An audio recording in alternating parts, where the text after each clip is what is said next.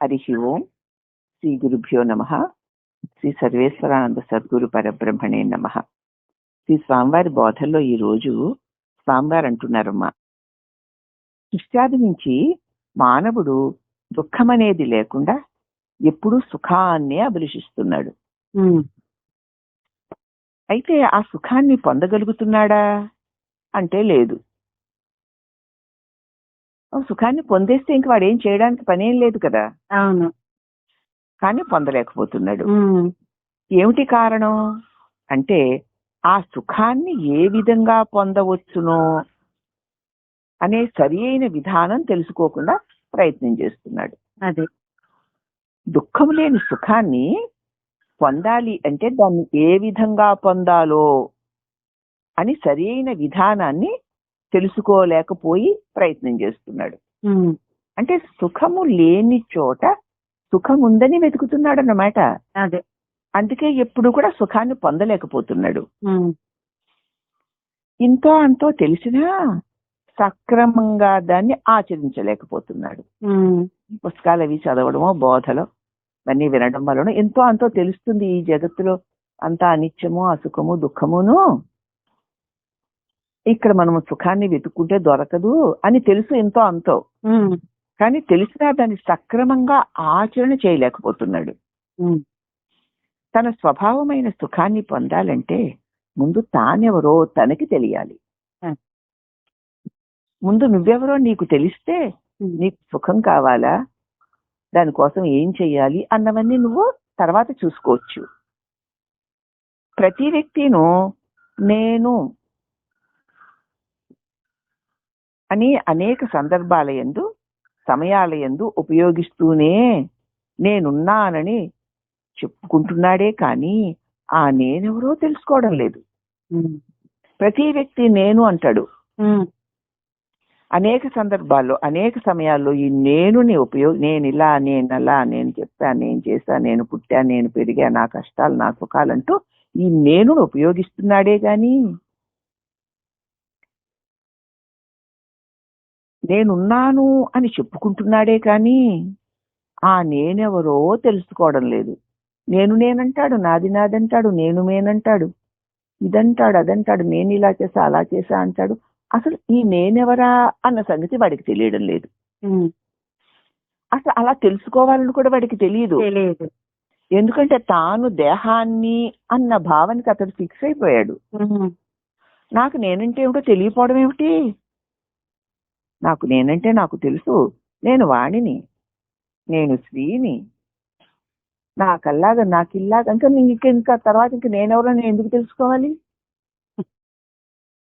తాను ఏది కాదో అది తానని నిశ్చయించుకుని తాను కాని ఈ నేననుకోవడం వల్ల ఈ మేను యొక్క జన్మ, మృత్యు, జరా, వ్యాధి లక్షణాలు నావిగా భ్రమించి దుఃఖాల పాలవుతున్నాడు. ఈ నేనును ఎరుగనివాడు, తన్ను తాను మేననుకుని భ్రమించినవాడు. కాబట్టి నీవెవరో, నీ స్వరూపం ఏమిటో నీకు స్పష్టంగా తెలియనివ్వకుండా కప్పిపుచ్చే శక్తి ఒకటి ఉంది. దాన్ని ఆవరణ అంటారు. మనకి ఎందుకు తెలియడం లేదు? నేనెవరో నాకు ఎందుకు తెలియడం లేదు అంటే దానిని ఒక శక్తి కప్పిపుచ్చుతోంది నిన్ను, నీకు తెలియనివ్వకుండా. ఆ శక్తిని ఆవరణ అంటారట. నీ స్వరూపము కాని దానిని నీ స్వరూపంగా తెలియచేస్తుంది విక్షేపము. దాన్ని విక్షేప శక్తి అంటారు. ఆవరణ శక్తి, విక్షేప శక్తి. ప్రతి వ్యక్తి నేనుని అనేక సందర్భాల యందు సమయాల యందు ఉపయోగిస్తూనే నేనున్నానని చెప్పుకుంటున్నాడే కానీ ఆ నేనెవరో తెలుసుకోవడం లేదు. నీవెవరో, నీ స్వరూపం ఏమిటో నీకు స్పష్టంగా తెలియనివ్వకుండా కప్పి ఉంచే శక్తిని ఆవరణ అంటారు. ఒక ఆవరణ శక్తి నువ్వెవరో నీకు తెలియకుండా కప్పివేసించింది. అలాగే నీ స్వరూపము కాని దానిని నీ స్వరూపంగా తెలియచేసేది విక్షేప శక్తి. ఈ రెండు శక్తులు కూడా నిన్ను నీకు తెలియనివ్వని ఆవరణ శక్తి అయితే, నువ్వు కాని దానిని నువ్వు అని తెలియజేసేది విక్షేప శక్తి. ఈ రెండు అజ్ఞానానికి చెంది ఉన్నాయి. అజ్ఞానం యొక్క లక్షణాలు ఇవి రెండూను. ఈ అజ్ఞాన నిర్మూలనము చేస్తే తప్ప నీ స్వరూపం ఏమిటో నీకు తెలియదు. ఈ అజ్ఞాన నిర్మూలనం అయిపోవాలి, తొలగిపోవాలి. అప్పుడే నీ స్వరూపం ఏమిటో నీకు తెలుస్తుంది. అయితే సర్వ సృష్టికి ఆత్మే ఆధారము. ఉన్నది పరబ్రహ్మం ఒక్కటే. దాన్ని ఆధారంగా చేసుకొని ఈ లేని ప్రపంచం కల్పింపబడింది. సర్వ సృష్టి ఇది అది అని చెప్పడానికి వీలు లేకుండా అంతటికీ కూడా ఆత్మే ఆధారం. ఆత్మ అంటే ప్రకాశమానమైన చైతన్యవంతమైన ఒక మహాశక్తి, అదే ఆధారం. ఆత్మ అంటే నేను, ఆ నేనే ఈ సృష్టికి అంతటికీ ఆధారం. ఉన్నది పరబ్రహ్మం ఒక్కటే. దాన్ని ఆధారంగా చేసుకుని నేను అనే చైతన్యవంతమైన శక్తివంతమైన అఖండమైన పరబ్రహ్మమును ఆధారంగా చేసుకుని లేని ప్రపంచం ఊరికే కల్పింపబడింది. అలా దానిలోంచే వచ్చిందనమాట. ఎలాగా అంటే అనంతమైన సాగరంలో నుంచి దానికదే అలా అలలు బొడగలు కలుగుతున్నట్లు. ఏ విధంగా అయితే ఎండమావుల్లో జలము ఉన్నదని భ్రమ కలుగుతోంది నీకు. ఏ విధంగా అంటే ఎండమావుల్లో జలమున్నదని భ్రమ కలుగుతోంది కదా. ఎంచేత కలుగుతోంది అంటే అక్కడ ఉన్నది కేవలము సూర్యరశ్మి ఒక్కటే. సూర్యరశ్మి కిరణాలు పడుతూ ఉండడం చేత అట్టి సూర్యరశ్మిని ఆధారముగా చేసుకొని లేని జలము అక్కడ ఉన్నట్లు కనిపించింది. ఈ ప్రపంచం కూడా అంతే. అది కేవలము మిథ్యే. ఆత్మ మాత్రమే సత్యం. ఎందుకంటే అక్కడ ఎండమావుల్లో నీరు అసత్యం, సూర్యరశ్మి మాత్రమే సత్యం. సూర్యరశ్మిలో లేని నీరు ఉన్నట్టు కనిపించింది. అలాగే ఇక్కడ అఖండ చైతన్య ప్రకాశమైన నీ ఆత్మస్వరూపం మాత్రమే సత్యం. దానిలో లేని జగత్తు ఉన్నట్లు కనిపిస్తోంది. అదే మిథ్య. జగత్తు మిథ్య అన్నదాన్ని మనం ఎండమావులతో కనుక సరిపోల్చుకుంటే స్పష్టంగా తెలుస్తుంది. అవునా? అవును. కానీ తెలుస్తోందిలే మరి. ఎండమావులను చూసినట్లుగా నువ్వు ఈ ప్రపంచాన్ని చూడగలగాలి. అదే ఎలాగా అంటే అక్కడ సూర్యరశ్మే నీరున్నట్లు చేసినట్లు ఆ దివ్య ఆత్మ ప్రకాశమునందే జగత్తున్నట్లు ఊరికి అలా కనపడుతోందంటే అది సత్యం, నిత్యం కాదు అని నిరంతరము అనుసంధానం చేసుకోవాలి. అప్పుడు ఎండమావిని వదిలినంత ఈజీగా నువ్వు ఈ జగత్తును వదిలేయగలుగుతావు. అర్థమైందా? అర్థమైంది. ఇది స్వామివారి యొక్క సందేశం అన్నమాట. సత్యము ఎల్లప్పుడూ చాలా సరళంగా ఉంటుంది. దాన్ని గూర్చిన రహస్యం ఏమీ, సత్యానికి ఏ రహస్యాలు లేవు. ఎప్పుడు సత్యంగా సరళంగా అలా నిత్యంగా శాశ్వతంగా ఉంటూనే ఉంటుంది. వ్యావహారిక అనుభవాల్లో అయితే మనస్సునందే ఈ రహస్యం ఉంది. మనం వ్యవహారాలని చేస్తున్నాం కదమ్మా. ఈ వ్యవహారాలు చేస్తున్న మనస్సులోనే ఇదిగో ఈ సరళమైన సత్యం కూడా దాక్కొని ఉంది. మరి కనబడడం లేదుగా. మనస్సు ఎప్పుడైతే ఇందాక చెప్పినట్లుగా సూర్యరశ్మి అందు జలమున్నట్లు తోచుటే గాని జలము అసత్యము అని ఎలా తెలుసుకుంటావో, నా ఆత్మ ప్రకాశమునందు జగత్తు ఉన్నట్లు తోచుటే గాని సత్యము కాదు అని గనుక నువ్వు తెలుసుకుంటే మనస్సు ఈ మిథ్యా జగత్తుకి అతీతమైపోతుంది. మనస్సులోనే ఉంది అది, అని మీద ఇది ఆపాదింపబడింది. ఎప్పుడైతే ఈ ఆచ్ఛాదన తొలగిందో అప్పుడు ఈ మిథ్యా జగత్తుకి మనస్సు అతీతమైపోతుంది. ఇప్పుడు నీకు నీ మనస్సు ఇది మిథ్య అని తెలిసేసుకుంది. అప్పుడు నీ ఆత్మ ప్రకాశమే దాని యందు ఇవి అలా కలిగి తొలుగుతూ ఉన్నట్లు నువ్వు తెలుసుకోగలుగుతావు. మనసు ఈ జగత్తుకి అతీతమైపోతుంది. అప్పుడు దాని గ్రహణ శక్తి ఎలా ఉంటుందంటే నెమ్మది నెమ్మదిగా క్రమ అభ్యుదయమును పొంది ఇలా ఉండగా ఉండగా ఉండగా ఇదంతా ఎండమావులో నీరులాగా లేనిదే ఉన్నట్లు కనిపిస్తోంది. ఇది కేవలము మిథ్యయే. దానిని తెలుసుకునే తెలివి స్వరూపమైన నేనే సత్యాన్ని అని నిరంతర మననం ద్వారా, నిరంతర ధ్యాస ద్వారా నువ్వు ఉంటూ ఉంటూ రాగా ఆఖరికి ఈ మిథ్యా దృశ్యము తొలగిపోయి నీ దివ్య చైతన్యమే ప్రకాశిస్తుంది. సాధారణమున్న పనులు సమకూరు ధరలోన కదా. సత్యమిత్రుడని తెలిసింది. ఈ తెలియబడే దృశ్యమంతా కూడా లోని నీరు లాంటిదేనని తెలిసింది. ఉన్నట్లుంటుందే గాని ఉండదు, అది సత్యము నిత్యము కాదు. దాన్ని తెలుసుకునే నేను నిత్యాన్ని సత్యాన్ని అని తెలిసింది. ఇక తెలిసినట్లు నువ్వు సదా నిలిచి ఉంటూ ఉంటూ ఉంటూ ఉండగా క్రమ అభ్యుదయం ద్వారా నీవు చైతన్యమే ప్రకాశిస్తుంది. ఇక దృశ్యం ప్రకాశించదు. ఒకవేళ దృశ్యం ప్రకాశిస్తున్నా దాని మీద ధ్యాసే ఉండదు. అలా కారులో వెళ్ళిపోతూ ఉంటాము, ఎండమావులు కనిపిస్తూనే ఉంటాయి కానీ నీరు అని ఏమీ అనుకోం మనం. అనుకోం. అలాగే ఈ దృశ్యం కనిపిస్తూనే ఉంటుంది జగత్తు, అది సత్యం అని అనుకోం. అనుకోకపోతే బాధలే ఉన్నాయమ్మా. ఎంత హాయిగా ఉండొచ్చు. నువ్వు ఉన్నావు అన్న భావన నీకుంది. ఎందుచేతంటే తెలుసా, దేవుడు నీలో ఉన్నాడు గనక. నీకు ప్రపంచము చైతన్యమయము అన్న భావన ఉంది. ప్రపంచమంతా చైతన్యమయము. ప్రతి ప్రాణిలోనూ భగవంతుడు చైతన్యవంతుడై ఉన్నాడు అని మనం ఇన్నాళ్ళు బోధలు వినడం వల్ల ఉంది కదా. ఉంది. ఎందుకంటే భగవంతుడు దానిలో ఉన్నాడు గనక, ప్రతి ప్రాణిలో ఉన్నాడు గనక అది ప్రాణిగా జీవించి కదిలి మెదలగలుగుతుంది. అలాగే ఈ ప్రపంచము నిండా చైతన్యవంతుడై భగవంతుడు ఉన్నాడు గనక అది సజీవవంతంగా ఉన్నట్లు కనిపిస్తోంది. అయితే నీకు మరణం అంటే ఇష్టం లేదు కదూ.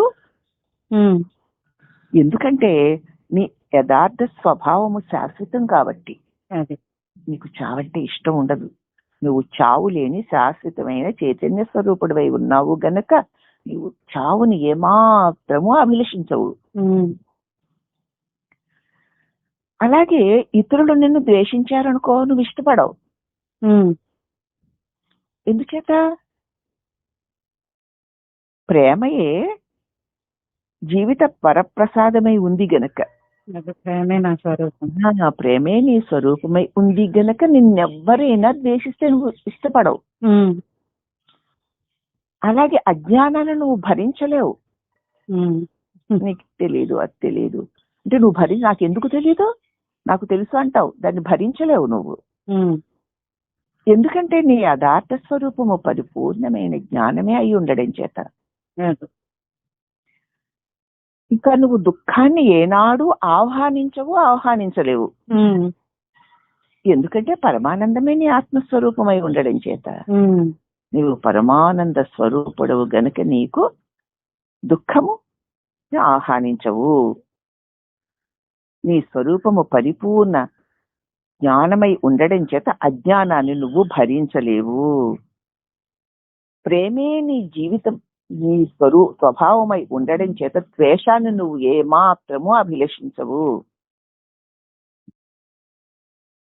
మృత్యు అన్నదాన్ని నువ్వు ఎందుకు ఇష్టపడడం లేదు? నువ్వు శాశ్వతమైన సత్యమైన పరమాత్మవే ఉన్నావు గనక మృత్యువుని ఏమాత్రము అభిలషించవు. ప్రేమే నీవై ఉండడం చేత ద్వేషాన్ని నువ్వు ఇష్టపడవు.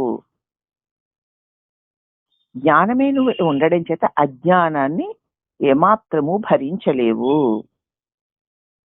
ఆనందమే నీవై ఉండడం చేత దుఃఖాన్ని కొంచెము కూడా నువ్వు ఆహ్వానించలేకపోతున్నావు. ఇది నీ స్వరూపం. నీ స్వరూపం ఎట్టిదో నీకు తెలిసిన రోజున నీకు ఈ భ్రమల యొక్క, భ్రాంతుల యొక్క విభ్రమణం అంతా తొలగిపోతుంది.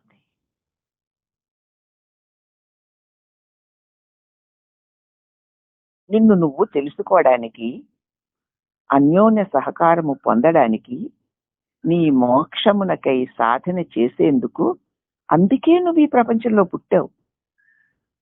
నీకంటూ ఒక దేహము ఇవ్వబడింది అంటే నిన్ను నువ్వు తెలుసుకోవడానికే.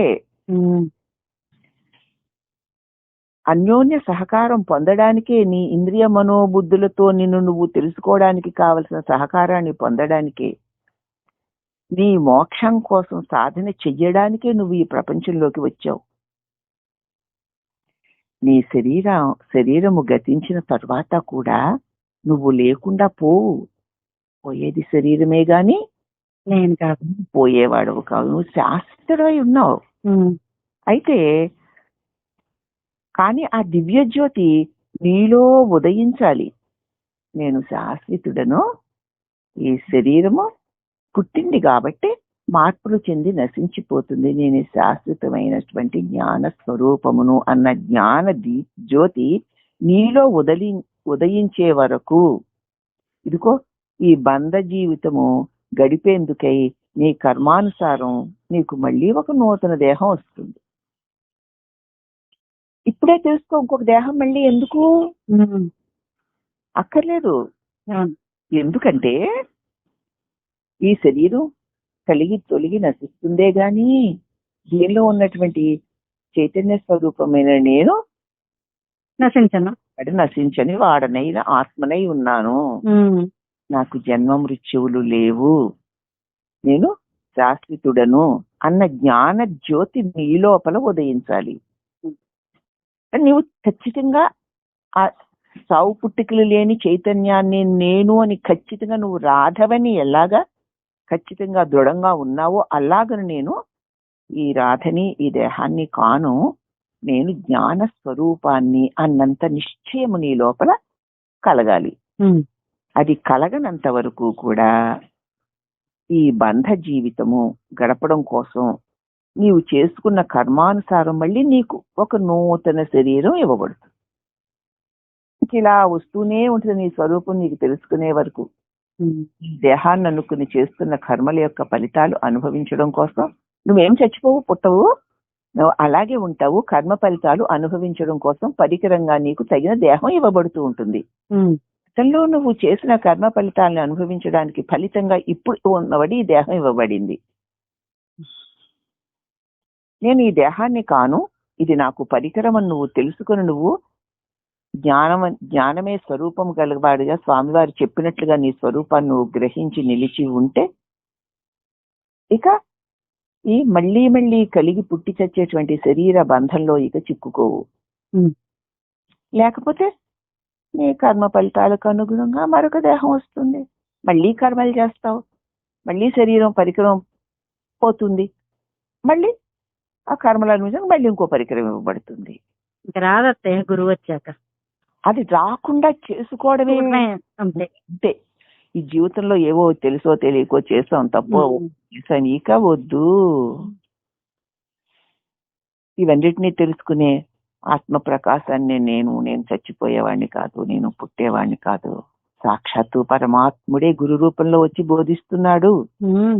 సాక్షాత్తు శ్రీకృష్ణ పరమాత్మే చెప్పాడు,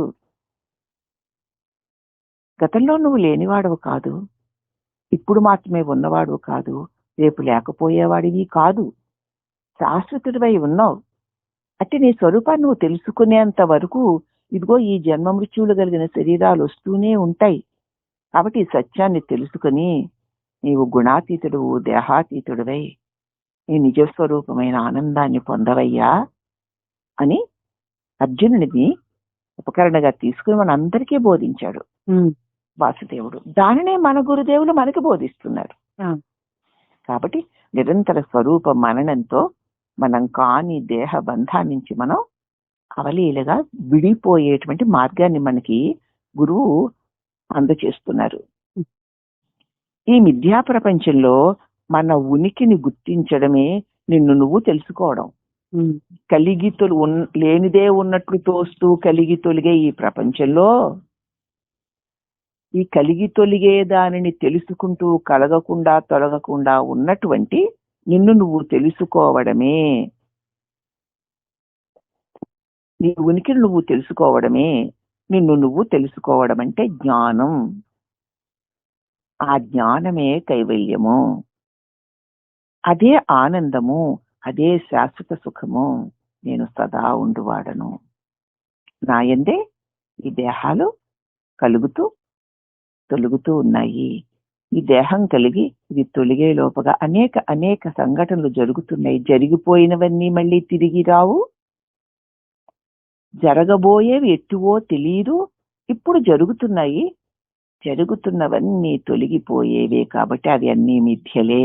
వాటిని తెలుసుకునేటువంటి ఆ చైతన్య స్వరూపమైన తెలివినే నేను అని నిన్ను నువ్వు నీ నిజస్వరూపాన్ని తెలుసుకోవడమే సత్యజ్ఞానం. ఆ సత్యజ్ఞానమే కైవల్యం, అదే ఆనందము, అదే శాశ్వత సుఖము అని మన నిజస్వరూప సుఖాన్ని తెలియచేస్తూ దాని నుంచి మనం ఎలా విడిపోవాలో తేలికైనటువంటి మాటలతో తెలియచేసి ఆ రోజుకి స్వామివారు ఆ ఉపన్యాసాన్ని ముగించారు. ఆయన ఉపన్యాసం ముగించే సమయానికి భక్తులందరూ తమ స్వరూపంలో తాము మగ్నులై దుఃఖరహిత స్థితి యొక్క అనుభవాన్ని పొందారు. మనం కూడా పొంది సదా అలా ఉన్నాం. శ్రీ సద్గురు పరమాత్మకి అనేక అనేక వందనములు. హరి ఓం నమః.